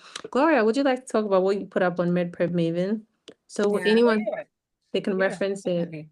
Yeah, so I came up with documents detailing my experience taking the exam as an Yeah. African medical student Yeah. in a very relatable way, because I mean, when you go on Reddit, you see a lot of stories of people who have taken the exam and Yeah. had just 6 weeks of dedicated period, and they passed on their first attempt. They always speak from their perspective. And I haven't seen a single submission on Reddit that has come from an African Yeah. perspective, Mhm. So Yeah. I Yeah. identified this gap, and with the help of Ulrich, I was able to come up with a document detailing my whole experience, the resources needed. It basically covers almost everything that we'll be talking about today. So if you feel you still need a bit more information, or you feel you didn't hear certain parts, you want more explanations, just head over to the MedPrep Maven website and Yeah. you would see See it my right here. document there and just read through. Yeah. That And I is think there's beautiful. this one last point. Okay. You can't download the document. Okay. Sorry. Let me try and send a link here Okay. in the chats. Okay. I think someone is unable to download the document. Okay. Sorry, Pearl, were you going to say something? Yeah, so I was going to say that I think it's something you mentioned earlier, but I don't think we've spoken about it extensive. Okay, well, I just like add my 2 cents to it. So Sure. I think it's very important for you to have that support system. And I didn't really have a lot of my friends interested. Like, it's just a Ghanaian medical student thing. Like, oh, when I get 6 step 1, oh, after medical school. So, like, it was a very, I didn't have anyone around me. So, when I found out that, oh, Gloria had written, I reached out to Gloria, not to say, me and Gloria, where like we used to talk about like we have like our US journeys, but we didn't really talk about step 1. So when I actually found out that she had written, I reached out to her and she was so helpful. Like I think after every Yeah. MBME, I sent my score to Gloria, and Gloria was like always encouraging me, always telling me what to do. And I'm so grateful to her for that. And I think everyone needs that. It's not like you shouldn't do Get a it friend by like Gloria. yourself. Yeah. You shouldn't do it by yourself. Like you can't be a At lone ranger in all. this. Like you need that system. And you people who have already done it, just humble yourself. Go and ask them what's worked for them. Like it's just a Ghanaian thing. Oh, I don't want anyone to know I'm writing step 1. No one will do anything to you guys. Just go and get the Yeah. help I you need. think Really. I think Yeah. if I'm going to think of it comes from a fear of what if I fail? Then they know I wrote it and I failed. If that's the mentality you're having in the beginning, then okay, I mean you have to be prepared to fail because that's what you're gearing Yeah. towards. There's this Mhm. thing about like the energy you surround yourself with, the mindset you build on. If you are Exactly. Yeah. answering questions every day, you sit down there like, okay, I know this Yeah. book, I don't know the answers, but I'm going to go Yeah. through it and see. I Yeah. mean, it's not good. Trust me, that the mentality you carry to this really, really does make the Important. difference for you. I'm really Yeah. glad you've touched on that again. Get help if you Yeah. need to. And Speak up, talk guys. about it. Yeah, speak up. Speak up. Speak up about it Yeah. always. Okay, Yeah. Gloria, I see you put the link in there. Thank you. Yeah. Great. So, the next session we're going to have is going to be on research. We're going to be talking about research, and I'll give you guys the opportunity to briefly talk about your research experience so far, just what you're doing. But I'll start. So, like I said, there's a very important benefit in making sure you're streamlining your research. Like when someone looks at your portfolio, they should see where you're going. Because so this is just to say that you can't jump onto too many things that are too random in the beginning. Otherwise, for someone looking from the outside, it looks like a very disorganized person without like a particular focus. Because if you're here, you're like you're in gastroenterology, then you're in neurosurgery, then you're in cardiothoracic surgery. It really looks messy. So find an interest and grow on it. There are lots of resources online, which we will be talking about in our next session. So please be sure to join that. Research is very exciting. Research has made me appreciate and understand medicine a lot more, and it's made me fall in love. Honestly, it's not as difficult as it seems. Because before, when I used to think about research, I'm like, oh, this is so hard. I don't want to do this, But it's really it's something very beautiful that I encourage everyone to get into. The first conference I ever attended was a small one. It was called the General Thoracic Surgical Club Conference. And going for it, seeing all those other people encouraged me even more to make sure I take the step 1 because the possibilities and how far medicine actually goes. And to my next conference at the American Heart Association, where I saw like these are the people who are writing like the protocols that we are using in the hospitals now, seeing how they Yeah. change through things. It was so beautiful. Mhm. And it's definitely something you can't be a part of, no matter how big or small. And getting Yeah. involved in things like this at the beginning and early on is really also interesting in helping you like solidify your interests.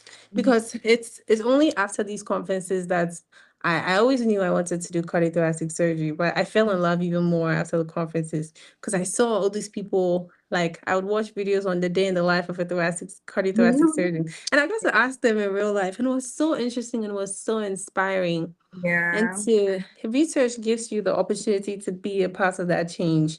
And Yeah. and trust me, the easiest time to publish papers and attend these conferences as the most affordable rates is when you're a Yeah. medical student. Yeah. Because for a conference registration, you pay a lot more when you're a doctor. It's really subsidized, even for like registering to be parts of the organizations.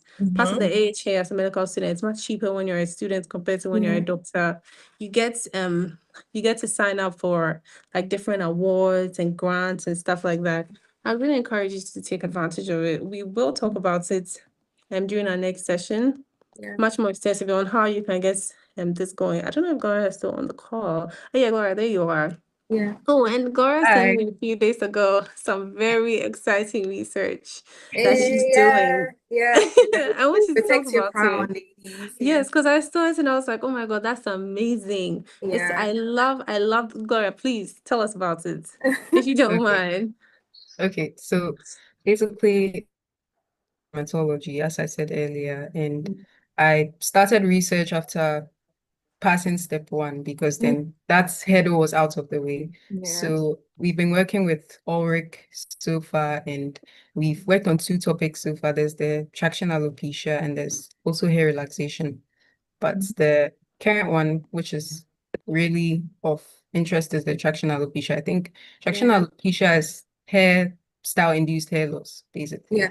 Yes, And very real it's stuff. something that affects African women. Yeah. It's something that is treatable once it's detected early, and it's Yeah. something that is not talked about as much as it should be. Enough. Yeah. It's something Yeah. that affects us. When I go to the salon, some of the hairdressers pull my hair. They never Sometimes I'm take it shy to tell them easy. Yeah. that, oh, auntie, please don't pull my hair, it hurts. It's not normal Mhm. for your hair to hurt Be falling. when you're Yeah. done braiding. It's not Yeah. normal. Some people say beauty is pain, but Shouldn't Not it's that be. kind not, of it's not pain. normal. Yeah. It It's not shouldn't normal. be. That constant pulling on your hair, Yeah. using hair relaxers, hair creams, and Mhm. tight braids really does affect you down the line, and you only realize it when it's too late. And so Yeah. we did a scoping review.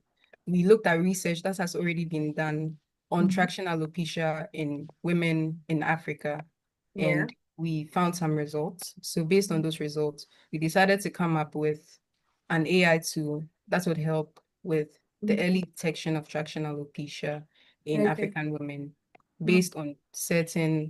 characteristics and hair care practices that women have and take basically. So it's called Traction Score AI. Okay. I see you pasted it in the chat. Yeah. So Yeah. for all the ladies, especially, please, please, please fill this out if you wouldn't mind. It's very exciting. I was so excited going through the questionnaire myself. I was like, oh my Yeah. God, this is so well put together. So please Yeah. do. And Yeah. oh yeah, Pearl, would you like to tell us about your research so far? Yeah, so for me, I think I started research very early. I started research the vacation after first year. So it's like between first year and like second year. That was like Oh, wow. 2023. It was very, very early. And I'm grateful because I had like the right mentors who like showed me like right from the start What to how do, yeah. important research is. So honestly, I've been here in this for a while now. Quite a bit of time. Exactly. Yeah. So it was for me, it started with a very simple task. Like I think I was just assigned a section to write in this like paper. And I actually enjoyed it. And I just felt like it was all right. It's like it wasn't anything involving.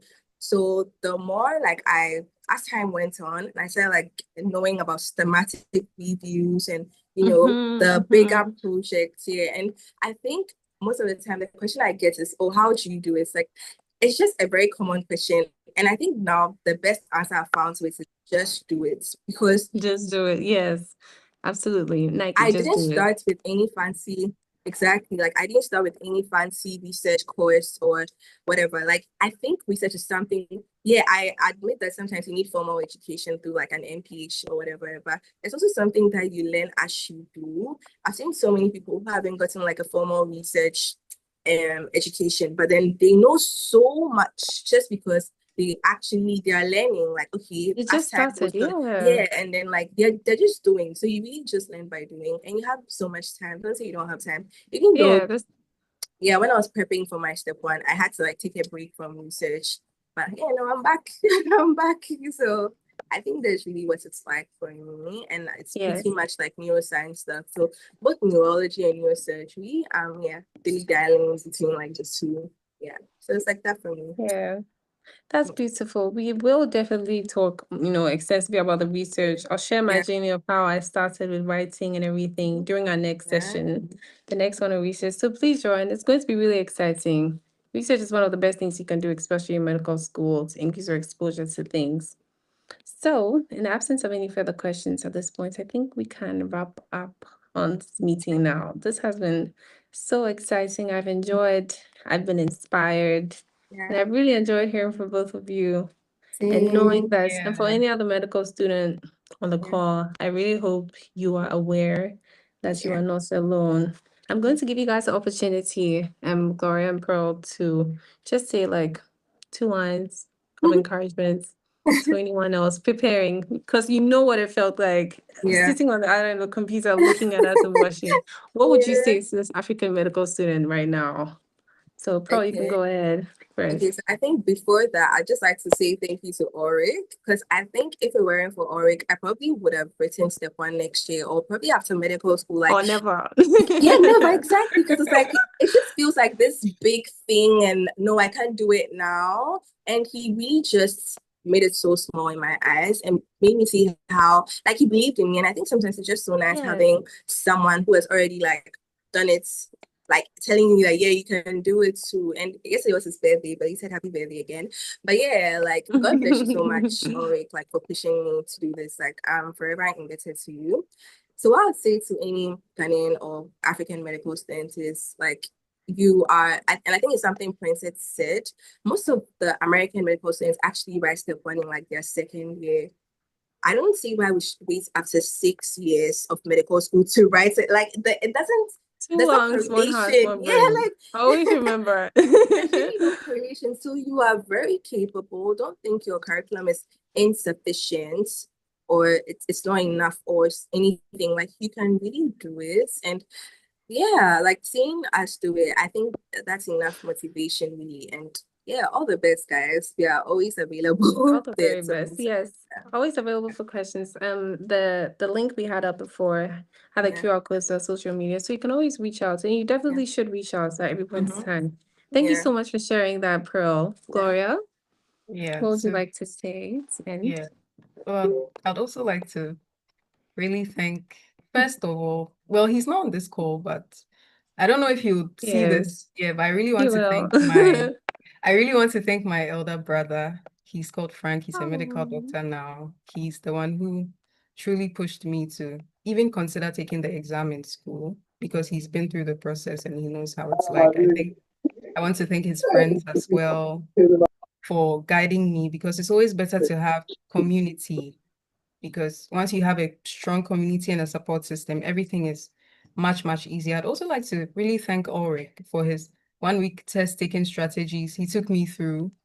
It was really I calming scored. Yeah. because it was really calming, because then you're scared. You've never seen anyone in your class take it, apart from Ulrich, of course, because he's very smart. But for us, the Yeah. regular students, you've never seen anyone take it and you're really wondering if you can do it. But he was very encouraging throughout. And I think that was really helpful. Thank you so much, Ulrich. What I would say to anyone listening to this right now is you should not take the exam until you are absolutely ready. It's a pass or fail exam, and the consequences of taking the exam when you're not ready are very dire. So you should be ready in terms of knowing your content, but you should also be ready in terms of the mental aspect. Make Mhm. sure you prepare Absolutely. adequately and you protect your mental health, because sometimes it can become very hard. So that's all I'd like to say. Thank you very That's much. very beautiful. Thank you, Gloria. My last 2 cents on this, like you've both extensively already mentioned, this is not something that's as easy to do when you're alone. I can't overemphasize the benefits of having the right people around. Someone like Ulrich, I can't talk about it enough, basically. You need the right people around you. And once you set your mind to it, like do it till the very end. You need to go through the entire process because it's very easy to like wax and wane along the journey, especially when school gets busy or when any family life issues come up. But stick to it so it can be done with it once and for all, and you can be done with it in the very right way. It's very possible and it's very doable. And we will really be looking forward to hearing your testimonies of how you've all passed, of sharing all our stories together. It would be so nice to have a community where the African medical students are encouraging each other. We're going through these things. We're getting into the photo specialties where people don't get into. So it's a very possible journey. It's not the easiest, but it definitely is possible. Thank you so much, everyone, for making time to join this meeting. Again, you can scan the QR codes displayed to guide social media. You can reach out at any time. Yes, so you can start by, so sorry, addressing the question from Charles, you can just start by reaching out to us. We will consider doing something like that. But yeah, thank you all so much for making time to join this meeting. Thank you for staying all through. I know it's been long and there's been a lot of talking and there's a lot of information, but I really do hope it's hit the spots it needs to hit. Get the right people around you and let's all do this together once and for all. Thank you so much for your time. And I wish you a very, very good evening. Yeah, Thank enjoy your you. weekend. Yes, Bye, enjoy your weekend. guys. Second lot, guys. All right, bye. Okay. Thank you, Pearl. Oh, thank you, Gloria, for Thank making you so time. much, Princess. Thank you so, Thank so much. you. Thank you, Gloria. Thank you. I'll see you guys.